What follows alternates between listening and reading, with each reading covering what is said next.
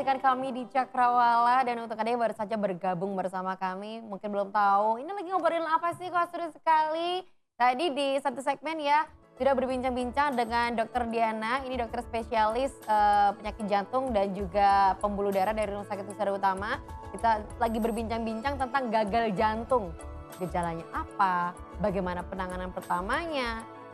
Namun ketika terserang gagal jantung ya sudah wallahu alam ya ketika orang itu sendirian. Namun ketika lagi bersama orang lain nih dan orang itu tahu wah ini kayaknya terserang jantungnya nih, apa yang bisa dilakukan?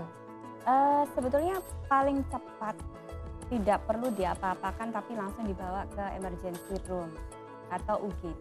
Ya kan rumah sakit jauh, belum Ya. lagi kalau macet. Susah memang ya, kecuali kalau ada di rumah ada oksigen. Bisa diberikan oksigen dulu, kemudian posisikan pasien itu tidak dalam posisi terlentang, tapi Oh malah nggak boleh terlentang? setengah duduk. Setengah duduk itu 45 derajat berarti ya? Ya, setengah duduk, jadi pasien atau penderita akan merasa lebih lega bernafasnya. Oke. Gagal jantung itu biasanya, mengapa bisa sesak? Biasanya karena ada air di paru-parunya. Jadi paru-parunya itu ada genangan air di sana. Ketika jantung tidak mampu memompa, maka cairan yang berada di dalam jantung itu bisa kembali ke paru-paru melalui pembuluh darah. Jadi bukan backward merembes, langsung ke paru, tapi melalui pembuluh darahnya. Pembuluh darahnya menegang sehingga mudah terjadi rembesan.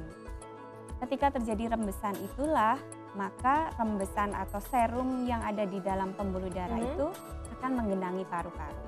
Kenapa posisinya sebaiknya setengah duduk? Karena kalau beliaunya ini terlentang atau tidur datar, maka genangan itu akan meluas ke paru-paru. Jadi kalau bahasa Jawanya bleber itu ya, bleber itu. Oke. Terus kita naikkan supaya cairannya itu turun ke bawah sehingga ada bagian atau jaringan paru-paru yang masih untuk nafas. Jadi posisikan nggak dimiringkan agak ke kanan gitu? Nggak ada. Jadi posisikan aja setengah duduk yang nyaman buat pasien, kemudian berikan oksigen. Langsung bawa ke UGD secepatnya atau puskesmas terdekat. Oh puskesmas juga bisa ya? Ada, bisa. Karena sebetulnya obat gagal jantung atau ketika sesak itu sebetulnya ada di puskesmas juga banyak. Oke, karena kan biasanya kalau kita mau ngebawa pasien nih ya, belum lagi kena jalanan yang macet. Pasien ini bisa bertahan berapa lama sih sebenarnya? Takutnya kan nggak ada tiba-tiba waktu masih di jalan gitu kan? Nah itu susahnya karena serangan jantung itu tidak bisa diprediksi. Kita tidak bisa tahu, oh setelah ini dia serangan jantung atau oh setelah ini dia akan begini begitu, tidak bisa diprediksi. Itu susahnya. Dan serangan jantung yang berupa gangguan irama jantung sehingga bisa menyebabkan beliaunya meninggal mendadak itu tidak bisa diprediksi saja. Tidak bisa diprediksi, misalnya begini, oh nanti jam segini atau berapa jam kemudian, nggak bisa. Kita hanya tahu kematian atau mortalitas karena gagal jantung itu 50%. Jadi 50-50. Jadi ya kalau ada orang kena serangan jantung kemudian kita bawa ke rumah sakit terdekat pun juga selamat atau enggak juga 50-50 berarti ya? Iya. Tapi ya at least sudah mengupayakan yang terbaik. Sudah berusaha. Gitu. Segera tidak perlu dikerokin dulu, dibalsemin dulu, dipijit-pijit. Langsung ya? Iya. Waduh, jangan sampai salah main dokter-dokter sendiri. Mending apa kata dokter Diana, langsung bawa ke puskesmas atau rumah sakit terdekat. Iya. Tapi yang namanya sakit ya, siapa yang mau sih ya kan? Mendingan mencegah daripada mengobati. Betul sekali. Apa yang bisa dilakukan supaya kita-kita yang sehat ini tidak terkena gagal jantung? Yang penting tidak terkena penyakit jantungnya dulu. Karena kan itu akan menuju, setiap penyakit jantung akan menuju ke gagal jantung kalau tidak diobatin. Waduh ini penyakit jantung ya, apalagi penyakit kata dokter kalau bawaan kakek, mama, nurun nanti gimana dong? Tidak selalu. Tidak selalu ya? Tidak selalu. Kalau menurun itu artinya kan genetik, pasti penurun. Tetapi kalau misalnya ada orang tua yang punya sakit jantung, itu sebetulnya bukan penyakit yang diturunkan, tetapi kualitasnya. Kualitas pembuluh darahnya, kualitas jantungnya. Kalau kita gaya hidupnya sehat, ya nggak akan kena. Ya dokter, hari gini siapa sih yang gaya hidupnya sehat? Jarang banget ya kan? Itulah makanya sekarang makin muda aja kan yang kena sakit jantung. Saya juga prihatin sebelumnya usia 31 sudah sudden death, sudah kena penyakit jantung. Itu sangat-sangat buat saya sudah sangat memprihatinkan. Jadi sebetulnya. pola hidup sehat, itu kunci pentingnya berarti ya? Ya. Nah pola hidup sehat ini pola hidup yang seperti apa? Nomor 1 jauhi rokok. Mau perokok pasif, mau perokok aktif, Jauhin rokok, jauhin ingat rokok. ya. Apalagi perokok pasif ini loh. Gak boleh, kamu ngerokok asapnya juga dihirup sendiri. Terus? Kemudian olahraga teratur. Olahraga teratur itu Dibilang teratur itu berapa? setidaknya 3 kali seminggu, 30 menit setiap harinya. Oke. Itu setidaknya. Kemudian kalau ada penyakit-penyakit diabetes, ada hipertensi, itu harus minum obat terus. Diobati sampai berhenti. selesai. Oh, Jangan berhenti karena nggak itu berhenti? long life treatment. Jadi seumur hidup ya. Hmm. Tapi kalau pasien dikatakan harus minum obat seumur hidup, galau, pasti galau. iya. Iya. Takutnya Dan kena nggak enak ginjal. juga. Nah itu memang harus dibetulkan karena kalau tidak minum obat hipertensi teratur, tidak minum obat diabetes teratur, malah kena sakit ginjal. Percayalah. Saya deh. Percaya deh apa Iya. kata dokter Diana deh. Terus apa lagi dong? Kemudian Kalau istirahat gimana? stres ya, stres itu dikurangin kalau bisa. Kalau bisa tidak stres, tapi susah itu juga susah di ini.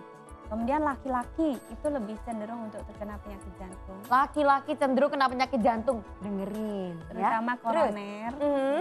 Kalau perempuan biasanya setelah menopause, kalau itu memang tidak bisa kita kendalikan ya karena itu alami.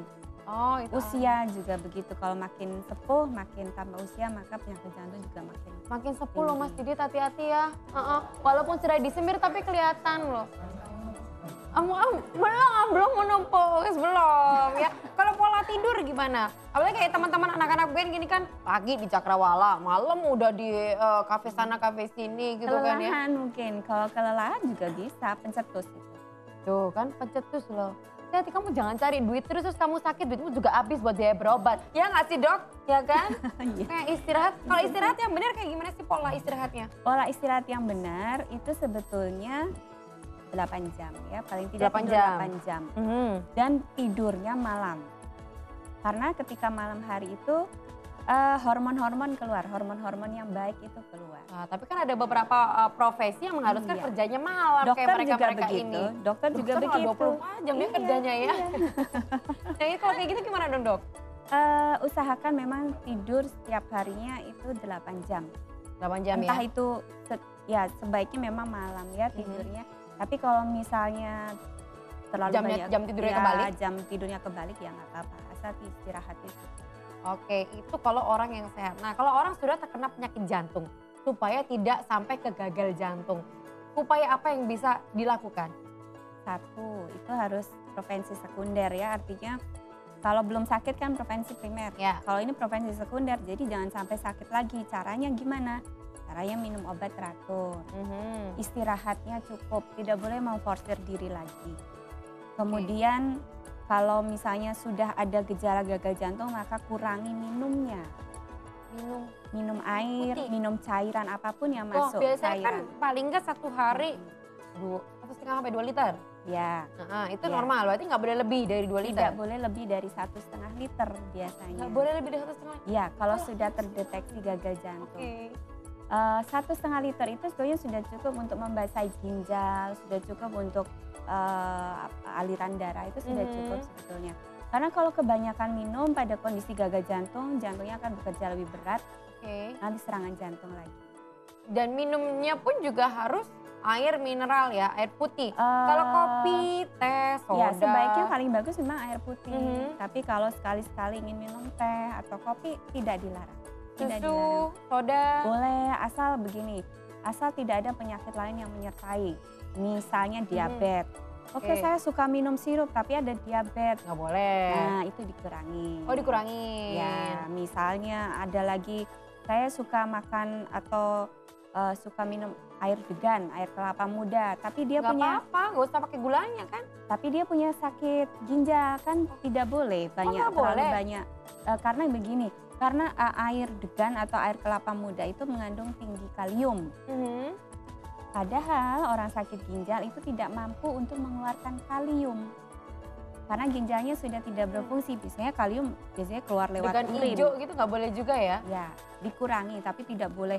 Tapi tidak artinya pantang sama sekali gitu, enggak. Ya pengen sekali-sekali Boleh 1 gelas 2 gelas oke lah ya, nggak tiap hari juga tapi ya. Asin-asin juga jangan.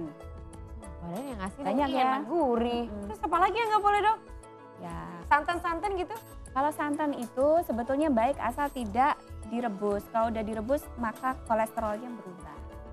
Jadi kolesterol jahat. Santan nggak direbus?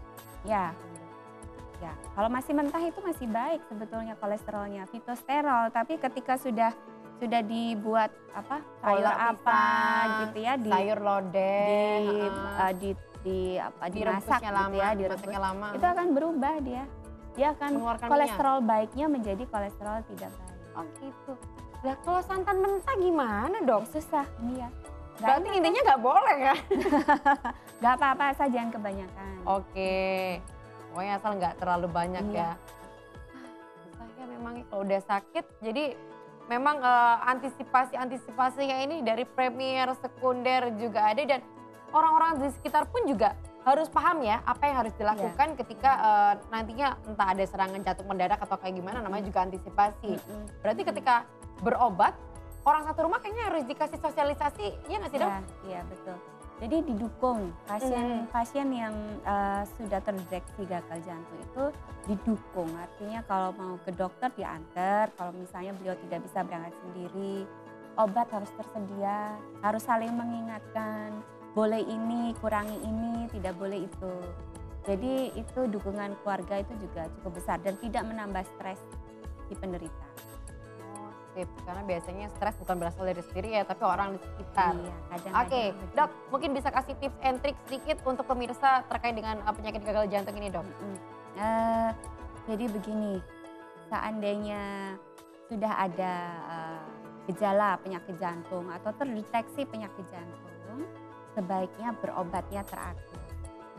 Berobat teratur itu artinya minum obatnya juga teratur. Sampai kapan? Biasanya long life. Kalau gejalanya makin memburuk, segeralah datang ke rumah sakit terdekat atau klinik atau puskesmas terdekat untuk mendapatkan pertolongan. Karena penyakit jantung itu harus cepat pertolongannya. Itu saja sih. Berarti harus siaga 1 ya kalau katakanlah sudah Sangat terkena gejalanya. Siaga 0 kalau bisa. Siaga 0. Amat sangat siaga. Amat siaga. Oke, terima kasih Dokter Diana atas informasinya. Semoga kasih bermanfaat banyak. juga untuk Anda pemirsa ya. Kalau yang sehat ya dijaga pola hidupnya supaya nggak sakit. Karena mencegah lebih baik daripada mengobati. Apalagi kalau sakit sekarang dia aja aduh ya banyak sekali. Dan masih banyak juga informasi yang akan kami hadirkan di Cakrawala karena masih ada beberapa menit lagi menjelang jam 12. Jadi pemirsa jangan beranjak kemana-mana, tetaplah bersama kami di Cakrawala.